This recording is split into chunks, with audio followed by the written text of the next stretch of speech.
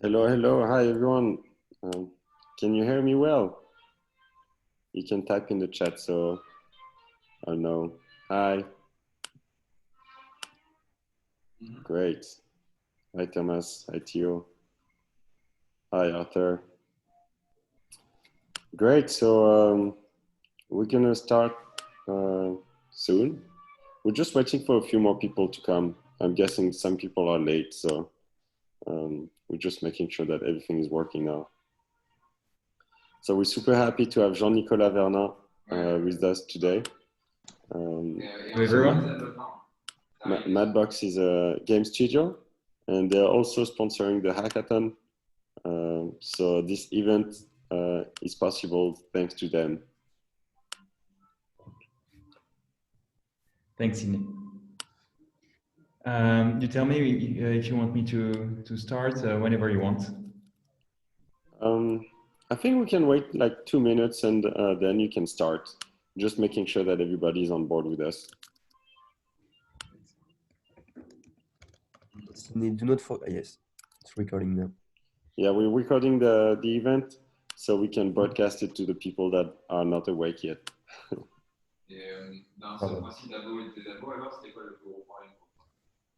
It seems that François Cougy knows about MadBox. I don't know if you can see the chat. Yeah. I do. He has part of the truth yet.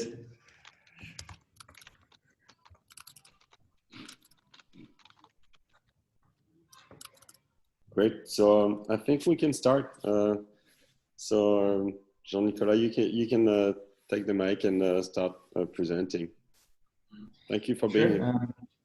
Yeah, thank you, Sidney. I'm going to try to share my screen. So this is always the tricky part where you want to see things being broadcasted. So just let me wait a few seconds. I can share the screen. There. Okay.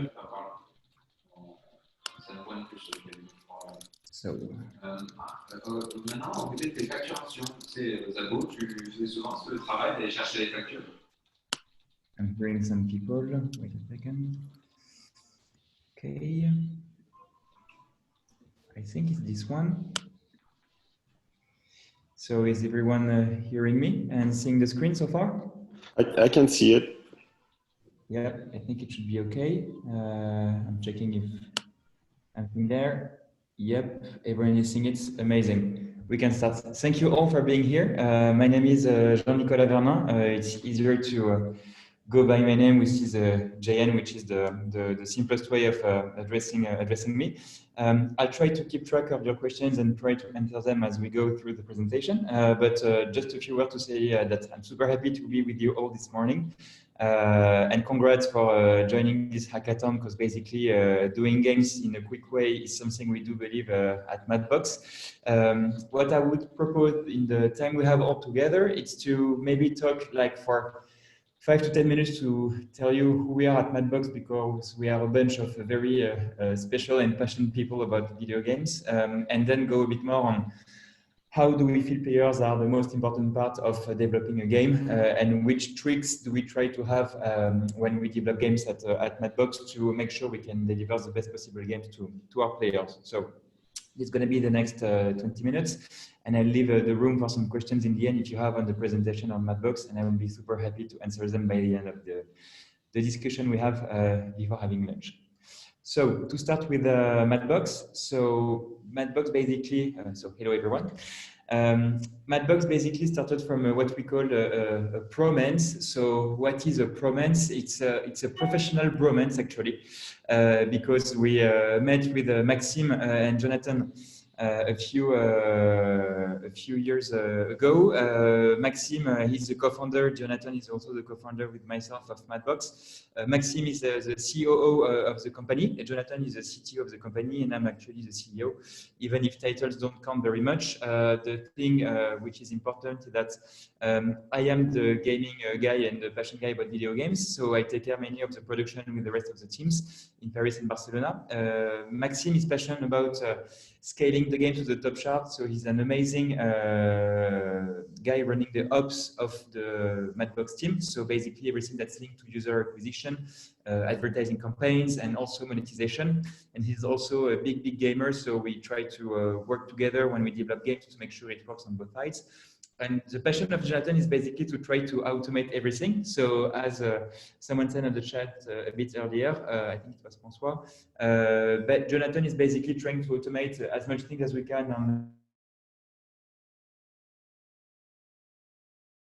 try to and that we are going to reuse. We try to automate it so that the team can focus on creating stuff and not just doing the same thing over and over. And he's also automating a lot of things in our business intelligence system and big data systems to make sure we can take the right decision regarding our players and the way we read the analytics of our games inside the company. So this is basically how we split our work, the three of us. And PROMANCE started actually with two studios 5 years ago. So I started a studio called Chou Entertainment. Don't ask me why it was called Chou. It was a very weird name for a French gaming company, but the thing to learn is that I started this independent studio in 2015 on my side, and we did three kinds of games. We did first asynchronous PvP multiplayer games. So the first game was called Sun Wars. Lots of backend, a team of 5 people, 1 hour and a half of development, complete failure in the end. We've been featured by Apple and Google, but in the end, it was a tower defense that was way too heavy and complicated, and we learned a lot for this very first game. So this is basically the screenshots you can see on the left part of the screen, where you see the small crabs and ferry and stuff. So it was quite a nice game to do, but a complete failure in terms of scaling. But we learned a lot on what we should do and not do in the end. We've been featured by Google and Apple, and Google proposed us to join them for their VR program. So we did some virtual reality the year after, which also unfortunately didn't work in 2017. We expected to go on a very pioneering journey, and we hoped VR would be this journey, and unfortunately it did not take off as much as we expected, but also super interesting. And then we jumped into smaller production times because we got quite fed up of doing a super big game during 2 years and failing in the end. So we said, let's just go back to the hackathon and jam spirit and do super quick games. And this is where we jumped into the hyper casual space, which was super fun because we moved from developing games in 2 years to developing games now in like a week. And we started doing hyper casual in 2017 and 2018. And we figured out we would like to learn from this hyper casual segment and then go back to our, I would say, more casual space in the years after. So this was the company I started. On their side, Maxime and Jonathan started a company called Majo, which stands for basically Maxime and Jonathan, if you put both first names together. On their side, they basically were entrepreneurs since their childhood, and they started with social networks, kind of apps, then some multiplayer kind of apps, and they also went to the hyper casual space in 2018. This is basically where we met, and we were two studios that after 2 or 3 years were really close from closing our activities because we did not find any way of monetizing our players. And we were basically on the verge of going bankrupt, and this is where something very unexpected happened. Actually, there is 2 friends that proposed us to meet. We did not know each other until the month of April 2018, and they said, you should meet. We are 2 super good studios in Paris, and you are doing quite the same stuff, so you should meet. And Maxime sent me an email saying, hello, Jean-Nicolas, my name is Maxime, I'm working with Jonathan. I think we should meet because we're quite doing the same things together. So how about having a coffee and just discuss on the mobile gaming market and see how it goes? And we eventually met at a cafe called the Lézard Café in the center of Paris. And the reason why it's so funny is that we still work 2 minutes away from this cafe. And what was supposed to be a cafe that would last for maybe 30 minutes took basically 4 hours. It started at 9 a.m. and ended like at 1 p.m. And what happened that we did not expect is that we literally, I would say, fell in love with each other, especially because Maxime said very clearly that he wanted to develop and take part in a company where he could take part of scaling games to the top charts and focusing on this.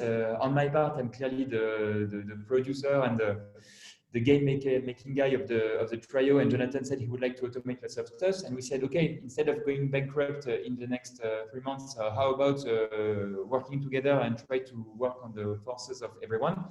And we decided to merge. And before merging, we decided to introduce the teams. So this was the shoe team made of 5 or 6 people in 2018. And this was the Majo team also in 2018. We said with Maxime and Jonathan, it's super nice to be okay, the 3 of us, but I think it's even more important to make sure that the teams get along quite quickly together as well.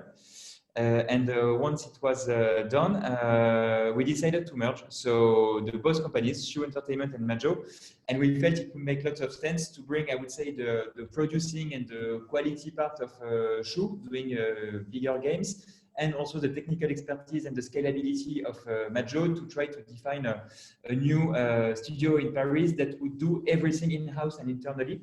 Because as from day one, we decided not to go with external publishers. We wanted to do something we could do everything internally to have independence, work on the long term, and keep, I would say, every single type of jobs in the video games industry inside the company.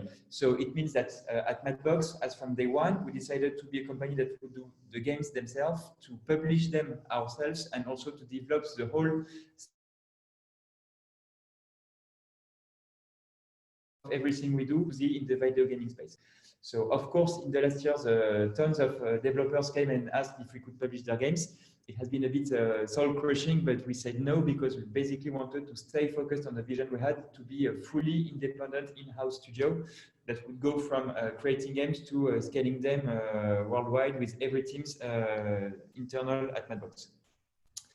So we met with the teams, basically. So this is where we decided the games would not be Majo or Shoe, but MadBox in the end. So we went into a cafe in Paris called the Reset Bar, that you may know, which is a very good bar to play video games and drink some beers and talk about video game stuff. We decided to move along in 60 square meters, 20 people during the summer 2018. We went into the backcountry of France to share all together what we learned over the last 2 years that we miserably failed, but we learned a lot from the years at Majo and Shoe. So we tried to share the learnings in both companies to start from a team page. And everything went quite fast after. So we had some very nice with MadBox. We kept the Link statue from Ocarina of Time, even in the very small studio. We bought some IKEA stuff. And from there, it all went very well because 2 months after the merger, we managed to send our first games into the top 50 on iOS, which was Dash Valley, made for the story of 1 people from Shoe and 1 people from Majo. So the merger was super interesting and nice. 2 months after, we managed to release our first game that became top 1 all over the world called Stickman Hook, also made from teams from Shoe and from Majo. So super good for the team culture and the beginning of the journey of MadBox. And then it kept rolling and scaling. We managed to be, I think, the first company in the history of the App Store in February 2019 to have 3 games made in-house and fully in-house in the top 10 in the US. On mobile, we had what we call the MadGen, which is basically the seminars and the offsite we have all together. We hit 100 million downloads in August 2019. We opened Barcelona in the end of last year to attract some top talents with some people we know very well over there. And we eventually scaled the game Parkour Race earlier this year, and we hit the 200 million downloads in March 2020. And opening and starting new game genres this year, because as I said earlier in the introduction, we basically have a very heavy gamer background. And after learning tons of things in hyper casual, we are now moving to bigger types of games, still on mobile. And the team is actually working on tons of new prototypes to go out from the hyper casual space and to bring bigger games to our players in the years to come. So the journey is super fun. We try to stay humble because 2 years ago we were almost on the verge of closing both companies, but we are super happy to be in this journey. And so far the souvenirs are going up through super funny games that we are developing with the rest of the teams. And also a super strong team that lives like a family where we love spending time together, playing music, going off-site, doing some ski, eating a lot of food because we love playing music and eating lots of food, and of course doing tons of games and still growing with the teams of Barcelona and our new offices. Barcelona. Yep. I don't know who's talking, but yeah, we have a team in Barcelona right now that just opened last year that you can see on the top right of the screen. So souvenirs counting and feeling super lucky to be in a company that we love with tons of people that we love and doing a job that we love as well. And so we are working hard to try to propose something different for the years to come in the mobile gaming space, which will be basically games with a super nice intensity, such as in hyper casual, but with automation and the passion of being game makers, because we exclusively hire that loves doing video games, and I'm gonna get back to it in a few minutes. So this was for the introduction of MadBox. The theme I wanted to share with you all is what we call players at heart, because the whole part of the presentation is to speak about the importance of considering players in every step of the development process at game development jam. So the first disclaimer is that, as you may see on the internet all the times, views are my own. So this is just, I would say, the feedback of the co-founder of a mobile gaming studio that has been working in the space for quite some time, and that has failed a lot, because just for you to know, we prototyped over 220 games over the last 18 months at MadBox. So we failed a lot. We failed basically 80% of the games we tried to prototype, but eventually we managed to scale to the top charts 20% of what we developed. The thing is, I wanted to share some of the learnings we had along the way when we prototyped these games over the last 18 months. So the takeaway is, this is just the view I want to share from our personal experience at MadBox. You will probably hear tons of other relevant things around the space, so please take it very carefully. It's just the sharing that we had at MadBox over the last 18 months. So going from the very basic part, we try to think over and over when we are at MadBox that players are actually real people, because when you work into the video game space, it's very easy to strive away from this very simple assumption, mainly because you easily part about what you do like yourself with all the collective biases that you may have. So the first part is you make games for large audiences, and you don't just make games for yourself, even if it's important to be passionate about what you do. It's also very important to relate to players, and not just for yourself or for one of your friends. That's maybe the first message I wanted to share with you. The second part is that we also try not to say that we never speak about the market or financial figures when we develop the kind of games, because if you miss the passion and the fact that you want to do games for people to have fun, you can also miss a lot of things in terms of, I would say, understanding of what people would expect. So doing games is not doing games for just the market or stuff like this. It's also relating to very simple emotions to the players. And it's also something we would like to keep in mind at MadBox when we develop games. It's what do we want to share with our players in the end. It's very simple basics, like I want to jump on something, I want to send a ball of something because it's fun, I want to play with my friends, I want to revenge, I want to race. And we always try to go back to something very simple and to a very simple emotion to address to the player, to focus on something that would be, I would say, the very core mechanic of the game. And also, we are not addressing aliens or people that are less or more intelligent than us. We are just addressing people that just want to have fun, and we don't want to be overthinking or to over-theorize things, especially when you're in the early stage of a project and in a game. It's clearly to go to something very simple, very player-focused on, if I do this, do I think that I can address this very simple mechanics to hundreds and hopefully millions of people around the Earth, and will they be able to relate to this very simple core gameplay? Also, something we try to think about at MadBox is we make games and we don't make apps. And this is super important for us because you have tons of ways of developing apps which are super relevant. You may read hundreds of books on how you should run companies to do apps. Unfortunately, and also fortunately when you do games, there is a whole part of theory that you can read from startup books and stuff that do not apply at all to the gaming space. You can definitely grab some ways of producing fast and stuff from super good startup books.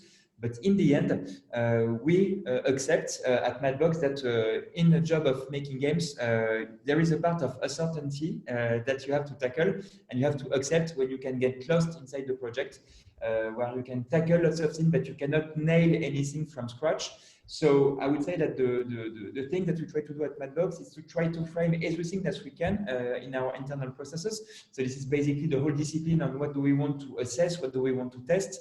But in the end, taking part of a journey of creative, of I want to do this, and if I try and if I test quite quickly, I figure out that it's not working, it's okay to change and to update, because when you work in a creative industry, and Pixar is one of our absolute examples, of course, at MadBox, it's really key to understand that it's okay to get lost. The most important part is to see how can we get back on your foot, and how is the studio and your peers are helping you out to get you back on foot, and being able to get back on track when you get a bit lost in terms of creativity. So again, there is also a super interesting book that I invite you to read called Creativity Inc., which is basically how Pixar works to frame creativity. And it's an amazing book to understand that it's okay to fail and it's okay to be afraid, as long as you have lots of things that help you to get back on track in your creative process. And to go back to the very essential things of doing good games. So for Pixar, it's doing good stories and good gameplays for us, and having a structure around you that helps you to get back on track when you get lost in the creative process. And to keep, of course, your players in mind everything you do it. So again, a point to say that you're doing games, not apps, and taking part of creativity and having your friends helping you out is something super important to frame what you want to do in your games development. At MadBox, there is something that we call the Breaking Mad, of course, inspired from the TV show, and we try to theorize some blogs at MadBox on the way we try to build our games without revealing too much of our internal processes. Is we see lots of studios in the space that sometimes ask us, why do you manage to be successful in the way you create your games? Because we've been trying so hard and we're not managing to scale games like you do. It's basically because we have this kind of pyramid that we try to follow at MadBox, which is to go from the bottom up to part of this pyramid and never to the top and down. So we try to go always for any kinds of games and any kinds of genre and any kinds of scope from the core game mechanics. Because we do feel that having a super solid gameplay is the first thing you want to tackle in the first weeks and the very first day of development. Then to try to see if you can convince the player with some very quick feedbacks, play tests, and player tests.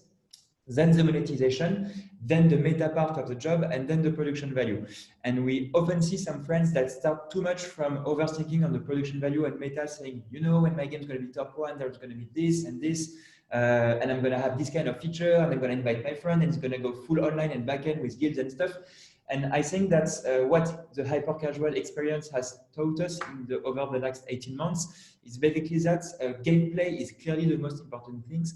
I was talking about Pixar, the slide before. They clearly say that storytelling is the heart of their movies, and then the technology comes on top of it. And we do believe at MadBox that working on core mechanics is clearly what's the most important part in the video game space. And if you did not manage to nail something super good and super strong as the core mechanics, even if it's super simple, it's very risky to build things on top of that, expecting that new features will make the whole things work together. We do think that having something solid in the beginning that you can test very quickly with your friends and play test, and even on the stores if you want to release a very early version of your game, is clearly something that protects you from taking too big assumptions that could fail in the end and make you fail and cry a year after if you were too much, I would say, in a complex system in your head. So this is where the kind of System 1 and System 2 discussion kind of break into the discussion. This is also a book that lots of people in the video game space have read, called Thinking Fast and Slow for Daniel Kahneman. It's quite a heavy book, so less easy to read as Creativity Inc. But one of the takeaways is that basically when a player is playing and when lots of people are having activities in their daily lives, the brain is, I would say, entering two kinds of systems. And I'm oversimplifying it. The book is way more complex, but just to give you a takeaway, there is a whole part of your brain which is what you call System 1, which is basically doing something very intuitive, automatic, fun, not consuming too much energy from your brain. And you have another system called System 2, which is taking much more part of your brain to think about stuff, taking some actions. So when you do games, and I'm going to show some examples in the next slide, we feel it's important at MadBox to balance both systems to make sure that you have some players that will just want to play in a very easy way and not to be overthinking, and some other players that will want to do the perfect kind of situation solving situation. So if you play, for example, the Last of of Us recently, or lots of recent games, you can play full stealth mode and achieve the perfect scene in the game, or you can just go complete frag mode by shooting everything you see. And this depends on the level of energy and just to take this example and work you want to put in the game. But it's good that you can propose as a game maker two kinds of systems to the players, as they can get into something either super accessible and simple, or to something more complex to engage into, I would say, a more sophisticated experience. And it applies to quite a lot of actually types of games. So I just took 4 random screens. We could have taken 100 of them. But if you look at Candy Crush, an amazing game on mobile, whether you like match-3 games or not, you can enter super, I would say, no-brain mode, where you can just enjoy doing some match-3s and match-3s and match-3s without taking on solving the whole puzzle equation. But it's fun. But you can also try to look for the chain reactions and think a lot on, if I put this candy next to this one, I think it's going to link to the next one and have a huge chain reaction, and you're going to be rewarded for it. So this is a super good way of illustrating these two kind of systems. Of course, for World of Warcraft, you can play full arena mode and don't think about anything and just do some frags, or you can be in a super high kind of tactic to down a boss in a PvE or a raid environment. The same thing for Call of Duty and Fall Guys. So the takeaway from this is, as in many ways as you do games, the most important part is to bring balance, because both systems are important. And I think that the common mistake is to have games which are too much in the system 1 or too many games in the system 2. If it's 2 in the system 1, it means that the game will be extremely boring in the end, because it's always doing the same thing and not feeling being rewarded for thinking and working a bit on it. And if you are 2 in system 2, you're going to lose a lot of people that just want to have some fun and not to get into too complex system in their very busy days. And so this is basically bringing balance to both, which is super important as you craft your game. It's to please players on both systems, and of course bring balance in their experience and in their player journey on both of these systems. Another advice we would give you is to try to make your game played by friends and players and focus groups and playtests as much as you can, because you cannot imagine the amount of positive feedback you will receive from people playing, even if you don't know them like the first 5 minutes. Just to give you a quick anecdote on the game called Stickman Hook, so our first top 1 game that we released about a year ago, we nailed some stuff just by making people play in the office and in the cafe down the studio that addressed us like 10 times the same feedback 2 days before the release. Hopefully it was something super easy to tweak, but receiving feedback at particular strategic moments of the game is super important.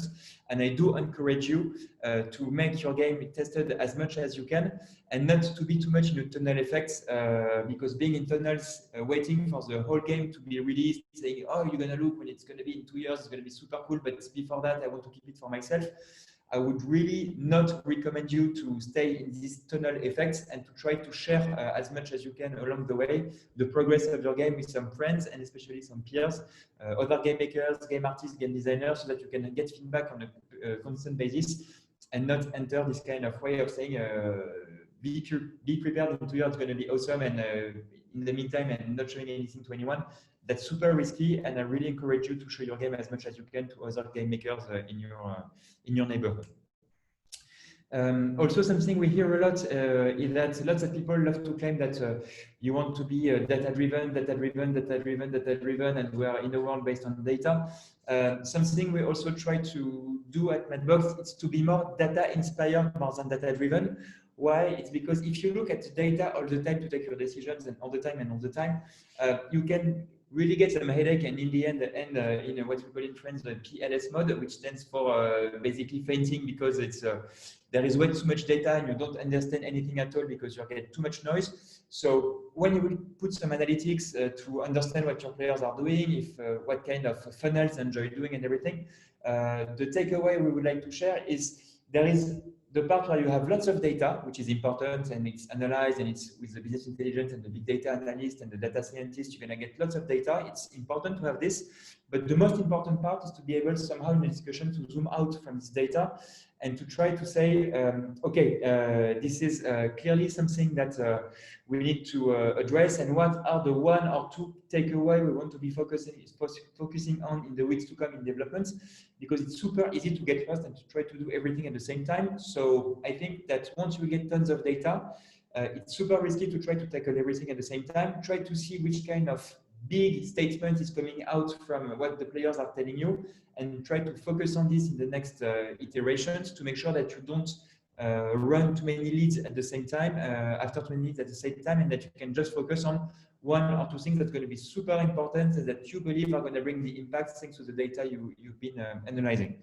So this is also the takeaway. It's that we try to be at MadBox right now more data inspired, and to take away and then take our decision than to be data driven and just applying what the data is telling us all the time and all the time. We have this kind of step back moment where we try to just think about with our player heart and passion sometimes too.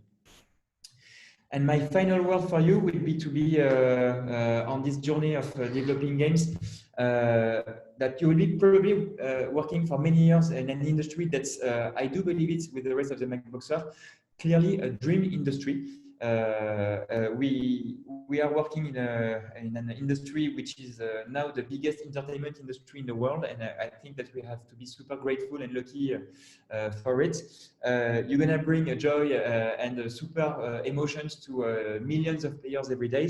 So I think it's definitely worth the journey of sometimes failing and doubting and starting from scratch over and over, because in the end, you're bringing joys to millions of players on a daily basis, and this is a very noble mission.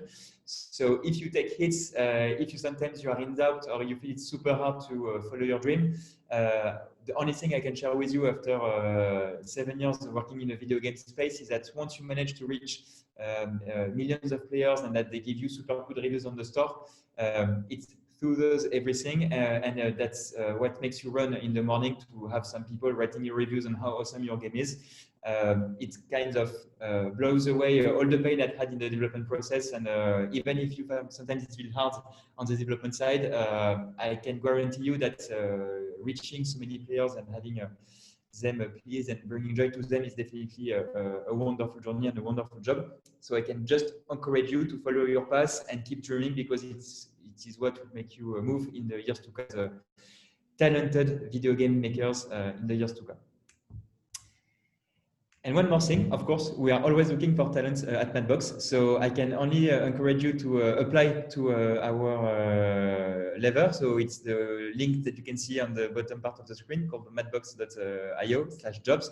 We have just moved to new offices in Paris with some very nice views, as you may see on the right. We just moved last month, and we are looking for people that are like us, casual IMAD. Casual IMAD stands for something very simple. Being casual IMAD at MadBox means that we are looking for super casual people and super easygoing people, passionate about video games, but with a mad passion about video games and also a mad ambition to shake the industry of mobile games. So if you want to apply, we are super happy to have your assessments and your job applies to the link that you may see in the bottom of the screen, and you can add on top of your job post that you were in the Ready Player 42 hackathon, so that we can track you more easily if you apply to a game developing or a game making position at MadBox.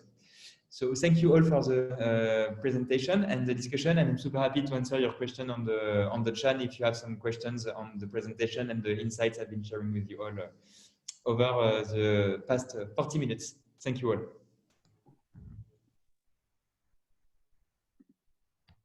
Thank you, Jean, for this amazing talk. Of course, we have recorded it because I think many people are still sleeping. Will be a pleasure. So does anyone have a question in the chat? I like your office, by the way. It's really cool. Yeah, we've been working hard to get them, but nice offices. Good. Everyone is running in socks actually in the office. It's in Paris, right? You said it before? Yeah, it's in Paris. It's close from a famous movie theater called Le Grand Rex. We are quite close from there. So pretty well placed. So I have a question personally. If you had to participate in this hackathon, what would you be doing? What would be your process? What would you begin with if you had just 5 days to develop a game? I think that well, basically that's what you try to do at MadBox, and working on the creativity part is actually taking 40% of my job. How can we try to bring what we call the MadBoxing, which is our creative sport at MadBox? I think we will try to do the same in a hackathon. It's basically I think to try to bring first people that enjoy working together. So assembling a team that wants to work together, I think would be the first assumption. So the picking of the people working together is something super important. I think that having games that the developers will want to do is also something important, because I don't think you can do a great game if you don't want to do this game. So what we have seen is that if the team has not this special bond with the concept, it's super hard to do a very good game, because in the end you will not have any game feel. So I would say check that the team and the squad that's working on the game is clearly getting along well together and wants to do the same type of game. And then, as I just shown in the slides before, I think that agreeing on something that can be tested quickly and that could be fun quickly would be, I think, the first assumption in the hackathon. And having something working quickly, I think, would be the first super big assumption. Like in day one, can we have the 3 C's working? So controls, camera, and characters. Do we smile or love playing it? And if we make someone play next to us, is he also having some fun playing it? And then I think maybe because I'm coming from bigger video games companies, but I always think that bringing more juice to the game and more content is not the hard part of developing a game. So the hard part is nailing something fun that tons of people can enjoy in the end, and tons of players.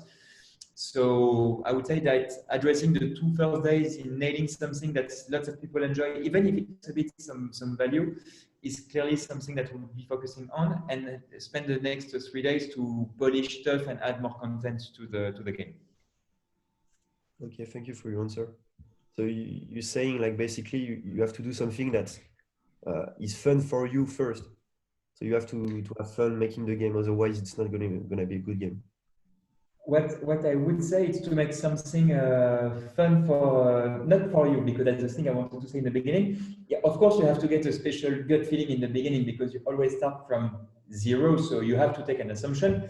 That's the creative part of the job. Otherwise, you would do some apps and with market studies. So when you do games in a creative industry, yes, you have to take an assumption, but the part is how fast can you test that this assumption is not too biased by your own personal judgments. And the best way of doing it, we believe, is to do something quick and to make it play by the rest of the team, of course, but also players as fast as you can, to make sure you are in the right direction with your own personal assumptions. Okay, thank you very much for your answer. Does anyone has another question? The chat is sleeping right now. Where are you guys? Can you put some message? Oh, we have a question. Someone is talking. Did someone just talk? Just me who are unmuted. Ok, bah, c'est ce vers quoi It's Ciné. Mm. Okay. Well, thank you very much, Jean. Thank you very much for your time. It was really interesting. And thank you very much for joining, and lots of strength to you, because I know that working in a game jam and a hackathon is quite exhausting, but that's probably one of the best parts of the job, is to bring something from 0 to 1, and just having the fact of having created something give you a sense of fulfillment, which is quite incredible. So congratulations to you all. I'm super happy to catch up in the next event. And congratulations also for 42 for organizing it, and we hope to be supporting you for the years to come, because we love this kind of initiatives. So congratulations also for the whole organization team. thank you very much, Jean. Actually, we just I'm just realizing that the chat was deactivated on the Zoom, and that's why people couldn't talk.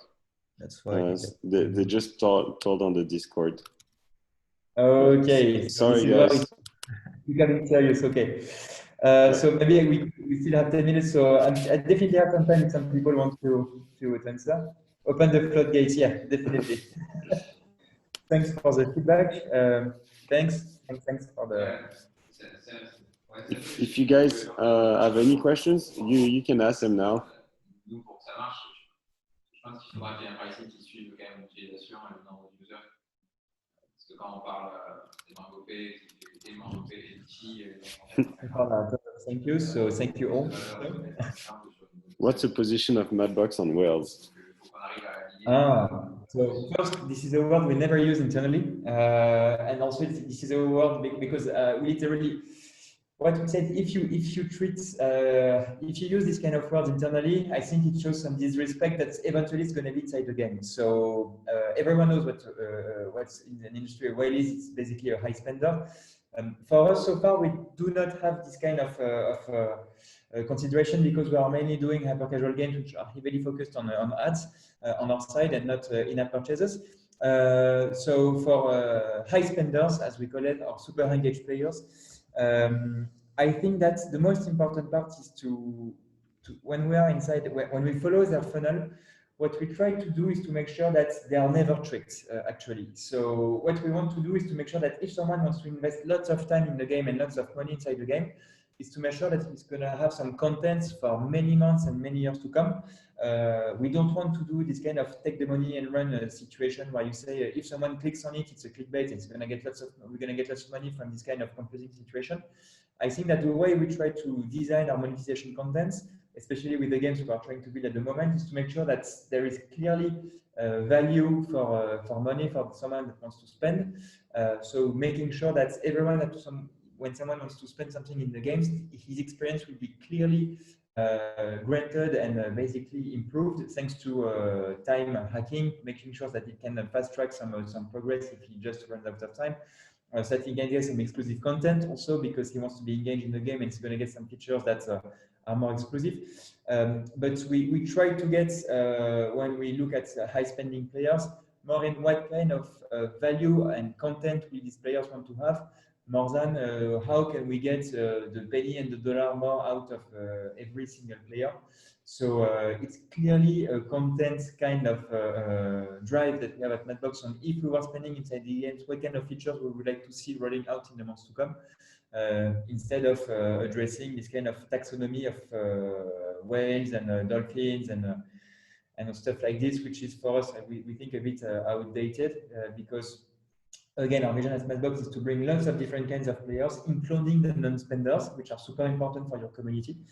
This is basically what makes the community so big. It's the people that do not spend inside your games, and we have to consider everyone being part of a big group and being, I would say, generous for both and not splitting too many people in terms of importance. We think that everyone is important in their community, and some players that are not paying in the game may bring some friends that eventually going to pay.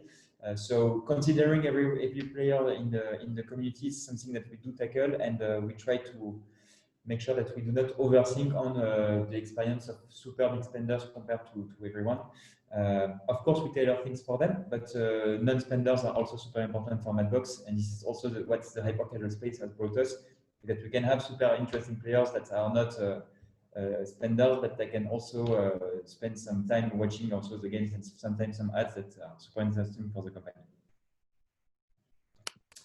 Thank you. Yeah, we have another question from Raphael Vernin. You probably saw it, but it's nice to ask it. Can we apply for an internship at MadBox? Yeah, I have the chat displayed also. Thank you, Edith, for the energy. Everything that's everyone. I think the two questions can be linked. Everyone that's joining MadBox are telling us you look like a very nice company from the outside. You give lots of energy during the interviews and the meetings. You speak with lots of energy when you talk about your games. Let's see how it goes when you enter MadBox. And as we debrief every MadBoxer after their first month, basically all the MadBoxers who have been recruiting over the last 2 years have told us it looks super nice from the inside, but it's even nicer when you're from the inside. And they say we should definitely communicate more on this energy that we have in the company. So we're going to release, I would say, more videos from MadBoxers in the months to come to share their experience at MadBox.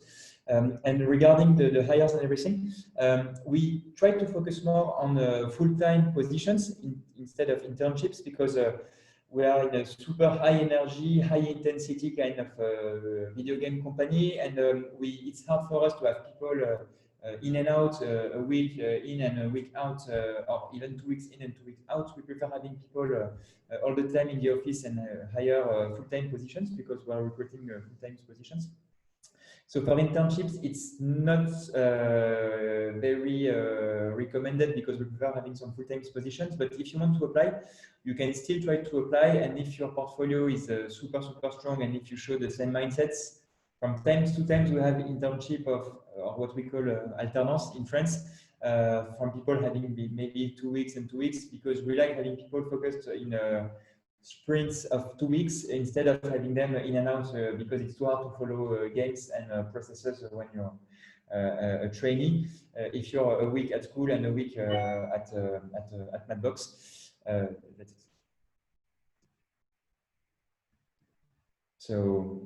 So you can try to apply, and we look at it, but you can also go for straight away for applying for a full-time position as a developer. That's what we recommend. I'm also having 2 other questions. So regarding addictive games from VXDCXW. Don't active. So the question is, don't active games rise on such players. Where is their data that we can rely or it can read? That's the main source of revenues. Yeah, and Thomas just answered that without compelling players, game would be boring. Yeah, exactly. I think that's also what the hyper-casual space has brought to the monetization of free-to-play, is that you now have the option to put some ads in your game, and that's clearly something great. So, of course, there is the downside of displaying a very high frequency of ads in hyper-casual games when you just have ads as a monetization option. But for games which are a bit more hybrid, as people like to say right now, it's super interesting to put some what we call rewarded videos. So a rewarded video is a video where you do decide to watch a video to gain some extra content or accelerate some features inside the game. And having this kind of whole set of options on interstitial ads, rewarded videos, in-app purchases, subscriptions, season passes, I think it's a great opportunity to balance and to bring the monetization from for people that will probably never put a penny in your game, that could be monetized through ads, because for them they don't want to spend money from their pocket, but they might be okay to watch a video to have a better experience during their session. So I think it's a great option to have something between clearly not spending anything and not also purchasing some in-app purchases. So I think that ads and rewarded videos and stuff like this are stuff super important and super interesting, to try to blend the communities together between non-payers and spenders together. And I think that exploring rewarded videos and videos is also something interesting to see what kind of games you want, and if it's super in-app purchases without any videos, or tons of ads, or a blend. That's clearly up to the developer, and I think it's super interesting in the world we are living in, to blend some ads with some in-app purchases inside the games.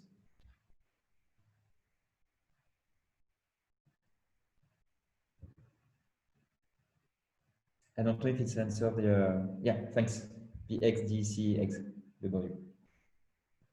And you can get also lots of documentation on how to implement ads in your game. You can go on mediation platforms that have super good documentation on it. So we're working with tons of partners, but if you type on the internet, we love them, so we won't disclose some of them, because all the other one will be asking us why we did not mention them during the talk. But if you go a bit on the internet and ask for rewarded video strategies, you're going to have tons of super interesting videos on how to play them and the best practices on it. I think if you type video ad, video networks, and mediation platforms on the internet, you're going to find, I think, the top 10 video platforms that will share their best practices on how to implement rewarded videos. And also, I think you may find it on Gamma Sutra and this Constructor of Fun on this type of Pocket Gamer. These are super good websites to have this kind of monetization articles. So the Constructor of Fun, Gamma Sutra, and Pocket Gamer also help you out to implement your monetization strategies. My advice to gain money from a game in 3 days, that would be to do ads. That will be to do ads because you have now really plug and play systems. I don't know on which technology we'll be developing and which engine, but tons of engine now kind of have some native ads system.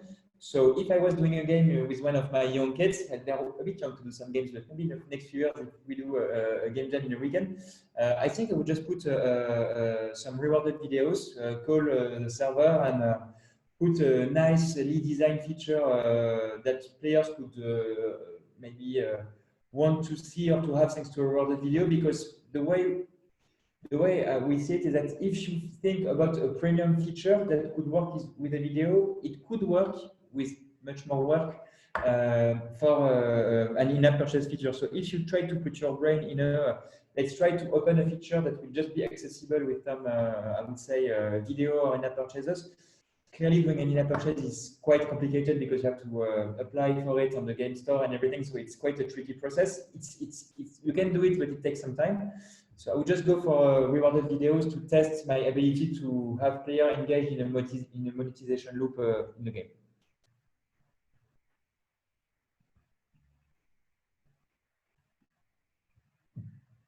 Welcome, Noemi.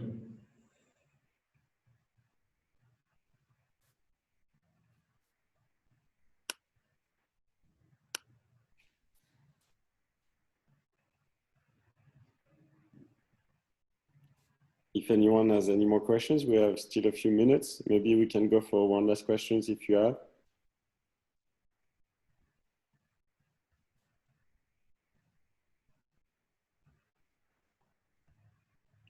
Oh, nice my favorite game. I can't say it, but everyone knows it. And given the fact I'm giving the interviews of everyone in production in Paris just for 10 minutes, everyone now has spread the word in Paris that if you speak about Zelda Ocarina of Time, you're gonna get the position. So I'm trying not to discuss it too much. So yeah, I'm a big fan of the Zelda series from scratch, especially Ocarina of Time. But I love basically every single games. I played Fall Guys last week. I've been finishing The Last of Us in just a weekend. I'm playing Blizzard games since I'm a child. I used to be ranked in StarCraft. I play Candy Crush. I play some idle games. I play some simulation games. I play Nintendo games all the time. I just rebought Tony Hawk's Pro Skater. Basically, I like every type of games. That's the disease I have since I'm 7 years old. This is why I'm doing this job right now also. But to answer your question, yeah, if I had to pick one, it would be Zelda Ocarina of Time. And of course, all MadBox games that we've been producing.